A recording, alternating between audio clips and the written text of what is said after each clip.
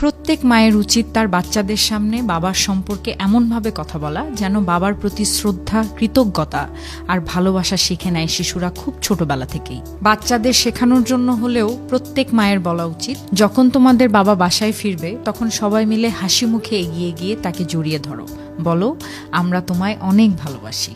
তোমাদের বাবা সারাদিন রোদে পুড়ে ঘামে ভিজে ক্লান্ত শরীরে ঘরে ফেরেন শুধু তোমাদের মুখে হাসি দেখার আশায়।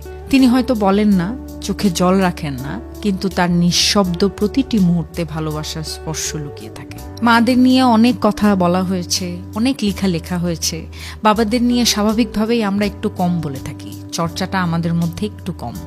বাবারা তাদের ভালোবাসার শব্দে নয়, কাজে প্রকাশ করেন।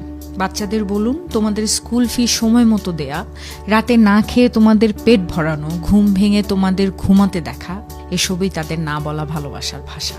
বাবা মানে হলো সেই ছায়া যিনি নিজের স্বপ্নগুলো একপাশে রেখে তোমাদের ঘরের আলো জ্বালাতে নীরবে লড়ে যান।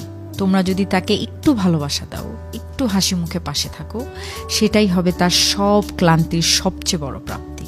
বাবা কেবল একজন রোজগার করা মানুষ নয়, তিনি একটি পরিবারের নীরব আশ্রয়, যিনি তার ভালোবাসা লুকিয়ে রাখেন ত্যাগের আড়ালে।